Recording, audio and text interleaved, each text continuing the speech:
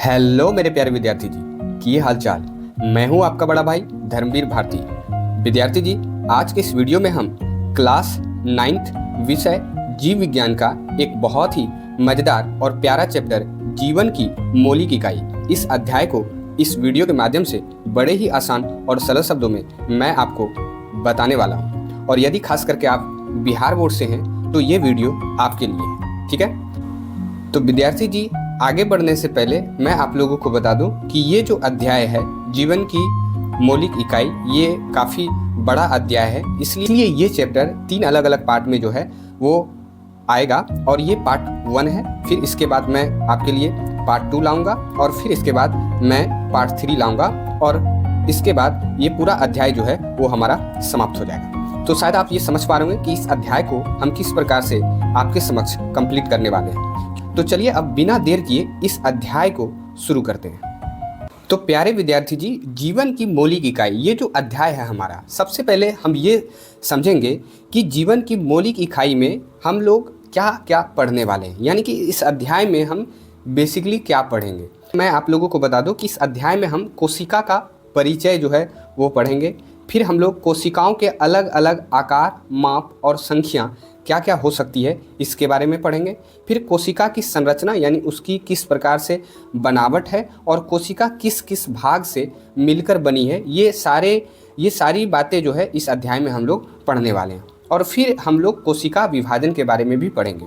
तो बेसिकली आप ये समझ पा रहे होंगे कि इस अध्याय में बेसिकली हम लोग क्या पढ़ने वाले हैं, ठीक है। यदि ये अध्याय आपके काम का है तो आप वीडियो में कंटिन्यू बने रहें, लेकिन हाँ, अंत तक वीडियो में यदि बने रहें, और यदि ये वीडियो अच्छा लगे तो आप इस वीडियो को लाइक और मेरे चैनल को सब्सक्राइब जरूर कीजिएगा, ठीक है।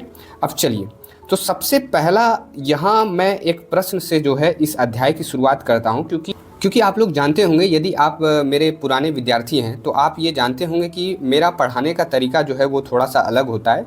वैसे मैं कुछ ज़्यादा अलग नहीं पढ़ाता हूँ, बस अन्य टीचरों की तरह भी मैं भी पढ़ाता हूँ, लेकिन मेरा पढ़ाने का एक अपना स्टाइल है, ठीक है। और ये स्टाइल आप तभी समझ पाइएगा जब हमारे पढ़ाने के तरीक़ों को आप गहराई से देखिएगा, समझिएगा, और लगातार मेरे चैनल से जुड़े रहिएगा, मेरे लेक्चर को अटेंड कीजिएगा, मेरे लेक्चर को देखिएगा, तभी आप ये समझ पाएंगे कि मैं किस प्रकार से आपके समक्ष चीज़ों को रखता हूँ और समझाता हूँ और बताता हूँ। तो मैं इस अध्याय की शुरुआत जो है एक प्रश्न से करता हूँ कि जीवन की मौलिक इकाई क्या है। आखिर ये जो हमारा जीवन है, इसकी मौलिक इकाई यानी कि ये किन चीज़ों से बना है, तो इसका एक शब्दों में जवाब है, यानी आंसर है कि कोशिका यानी सेल। यानी जीवन की मौलिक इकाई क्या है? कोशिका, जिसके बारे में इस अध्याय में हम विस्तार पूर्वक जो है हम लोग पढ़ने भी वाले हैं, यानी मैं आपको पढ़ाने भी वाला हूँ। तो यहाँ फिलहाल आपको ये ध्यान रखना है कि जीवन की मौलिक इकाई क्या है? कोशिका है। ये आप देख सकते हैं, कोशिका का एक इमेज भी मैंने यहाँ लगा रखा है। लेकिन ये प्रश्न का जवाब आपको किस प्रकार से मैं इस लंबे अध्याय में इसका जवाब समझाऊंगा, वो तो आप चीज़ों को जैसे जैसे अब मैं आगे आपको बताते चलूँगा तो आप अच्छे से समझ पाएंगे। अब आइए इस अध्याय के सबसे पहले टॉपिक पे हम लोग आते हैं और उस पर बात करते हैं कि कोशिका क्या है। यानी कि सबसे पहले हम लोग ये जानें कि कोशिका आखिर क्या है, ठीक है। तो सभी सजीव जो होते हैं, यानी कि जो जीव जंतु हैं, जैसे कि हम लोग हैं, आप लोग हैं, हमारे पेड़ पौधे हैं, हमारे जानवर हैं, के शरीर का संरचनात्मक एवं क्रियात्मक इकाई को कोशिका कहते हैं। यानी कि कोशिका बेसिकली सजीव जो होते हैं उनके शरीर की संरचनात्मक एवं क्रियात्मक इकाई है। ये काफ़ी टेक्निकल वर्ड है जिसको मैं आपको अच्छे से समझाता हूँ। यानी कि कोई भी जीव का जो शरीर है ना, उस शरीर का निर्माण जो है वो कोशिका से ही मिलकर बना है। यानी कि उसकी संरचना जो है वो कोशिका से हुई है, और उसके द्वारा सारे कार्य जो किए जाते हैं वो कोशिका के द्वारा ही किए जाते हैं। तो इसलिए इसको क्रियात्मक इकाई भी बोलते हैं। यानी कि सभी सजीवों की शरीर की संरचनात्मक और क्रियात्मक इकाई इसलिए कहा जा रहा है क्योंकि कोई भी सजीव जो है उसके शरीर का संरचना बना है कोशिका से, तो इसलिए ये संरचनात्मक इकाई है, और सारे कार्य जो हैं वो कोशिका के द्वारा किए जाते हैं, तो इसलिए ये क्रियात्मक इकाई भी है। तो ये बातें सबसे पहले आपको समझनी है कि सभी सजीवों के शरीर की संरचनात्मक एवं क्रियात्मक इकाई कोशिका को क्यों कहा जा रहा है, ठीक है। अब एक पॉइंट आपको और ध्यान रखना है कि कोशिका जीवों के शरीर को बनाने वाली सबसे छोटी इकाई है। यानी कि मैं आपको इसको इस तरह से सरल वे में समझाने की कोशिश करता हूँ। सबसे पहले आप उन बातों को भूल करके एक सिंपल और साधारण एग्जाम्पल पे ध्यान दें कि जैसे यहाँ आप देख पा रहे होंगे कि ये एक घर है, लेकिन मैं आपसे ये प्रश्न करूं कि ये जो घर है ये किन चीज़ों से मिलकर बना है, यानी कि इसकी सबसे छोटी इकाई क्या हो सकती है। तो यदि इस घर के सबसे छोटी इकाई पे जाना हो तो सबसे पहले आप इस घर के कमरे पे जाएंगे, यानी कि इन घरों में जो अलग अलग कमरा होगा उन पे जाएंगे। फिर उन कमरों पे जो दीवारें हैं आप उन पे जाएंगे। फिर उसके बाद उन दीवारों में जो ईंटें लगी हुई है आप उनके जाएंगे। लेकिन आपको यदि ईंटों के आगे मैं जाने के लिए कहूँ तो आप नहीं जा सकते, क्योंकि हम लोग इस घर की सबसे छोटी चीज़ जो है, सबसे छोटी इकाई जो है वो ईंट ही है। तो इसलिए हम ये कह सकते हैं कि इस घर की सबसे छोटी इकाई क्या है, तो ईंट है। यानी कि इसी ईंट के ज़रिए ये दीवार बनी है और इस दीवार के ज़रिए सारे घर के कमरे बने हुए हैं और इस कमरों से ये पूरा एक घर बना हुआ है। इस तरह से घर का निर्माण हुआ है। अब इसी के समक्ष यदि हम अपने शरीर की बात करें किसी भी जीव के, तो इसमें आप ध्यानपूर्वक देखिएगा कि यहाँ आप देख सकते हैं कि जीव का निर्माण कैसे हुआ। तो सबसे पहले आप शरीर के आगे जाइएगा तो आपको अंग मिलेगा, ठीक है। फिर आप अंग के आगे जाएंगे तो आपको उत्तक मिलेगा और फिर उत्तक के आगे आप जाइएगा तो आपको कोशिका मिलेगा। यानी कि इस शरीर की जो संरचना हुई है, ये जो बना है, इसकी सबसे छोटी इकाई दरअसल कोशिका है। तो इसलिए आप देख सकते हैं कि शरीर का जो निर्माण है वो किससे हुआ है, तो कोशिका से मिलकर बना है, यानी कि कोशिका से हुआ है। और इसके द्वारा जो सभी काम किए जाते हैं वो कोशिका के द्वारा ही किए जाते हैं। तो इसलिए इस शरीर की संरचनात्मक और क्रियात्मक इकाई कोशिका हुई।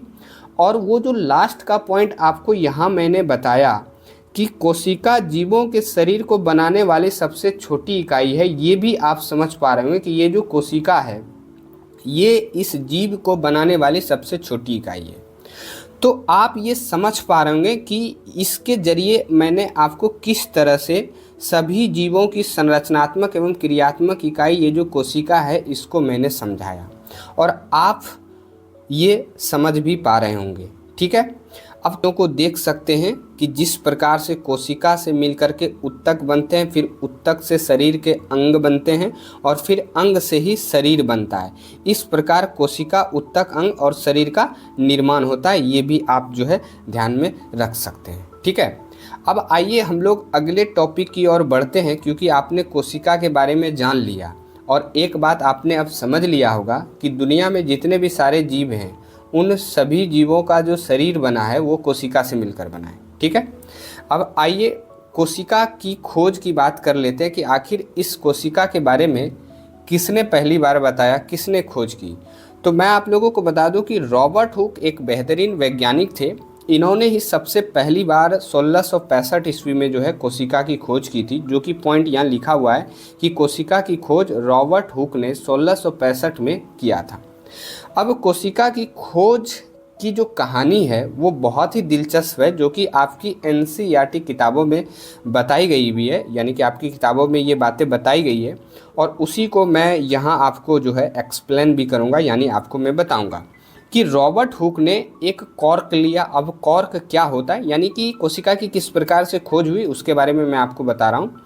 कॉर्क एक पदार्थ है जो वृक्ष की छाल से प्राप्त होता है, ठीक है। कॉर्क एक पदार्थ है जो वृक्ष की छाल से प्राप्त होता है कि पतली काट के अवलोकन पर रॉबर्ट हुक ने पाया कि इनमें अनेक छोटे छोटे प्रकोष्ठ हैं। प्रकोष्ठ का मतलब क्या होता है, कमरा होता है, जिसकी संरचना मधुमक्खी के छत्ते जैसी प्रतीत होती है। इस कमरे जैसी संरचना को हुक ने कोशिका नाम दिया। अब आइए इस पूरी बातों को मैं आपको इमेज के जरिए समझाने की कोशिश करता हूं। तो सबसे पहले आप ये देख सकते हैं, ये पौधों का तना है, इसका एक छोटा सा टुकड़ा जो है यहाँ रॉबर्ट हुक ने लिया, जिसका नाम जो है कॉर्क, यानी कि ये कॉर्क इसको बुला रहे थे। अब इस कॉर्क को क्या किया, अब ये जो रॉबर्ट हुक थे इनका अपने द्वारा एक सूक्ष्मदर्शी यंत्र भी इन्होंने बना रखा था।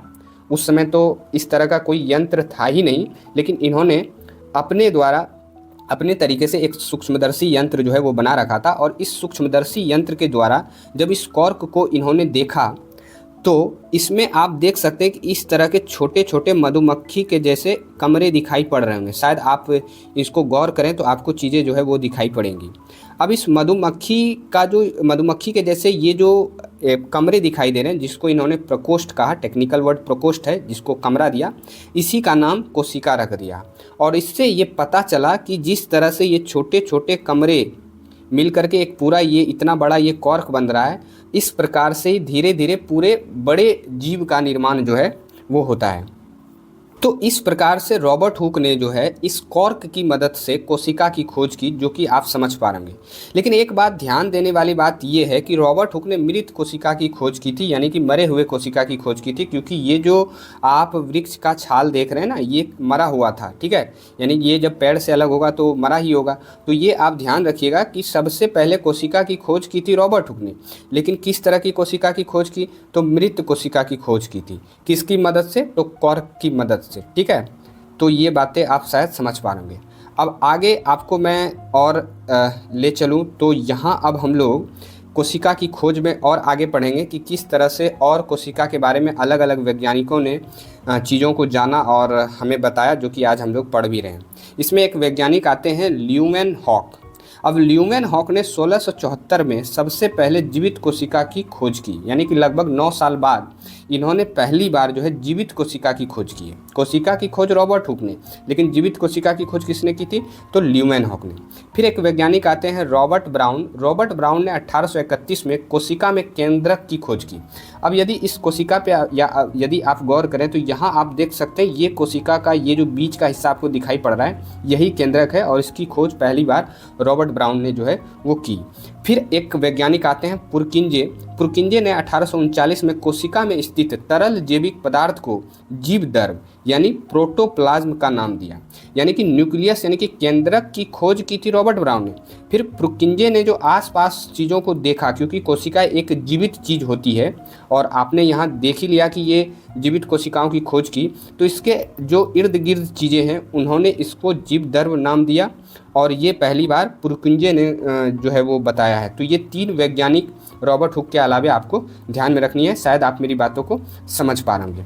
अब आपको कोशिका सिद्धांत अब हमारा अगला टॉपिक है, और इस कोशिका सिद्धांत में हम लोग और चीज़ें कोशिका के बारे में जानेंगे। और यहाँ 2 वैज्ञानिक थे, MJ स्लाइडन और T स्वान। ये 2 वैज्ञानिक थे जिन्होंने कोशिका सिद्धांत दिया और इसमें इन्होंने बताया अलग अलग बातें। सबसे पहले MJ स्लाइडन ने बताया कि इनके अनुसार सभी पौधों का शरीर जो है वो कोशिका से बना है, यानी कि ये जो वैज्ञानिक थे इन्होंने पहली बार बताया कि सभी जो पौधे होते हैं उनके शरीर का जो निर्माण है वो कोशिका से हुआ है।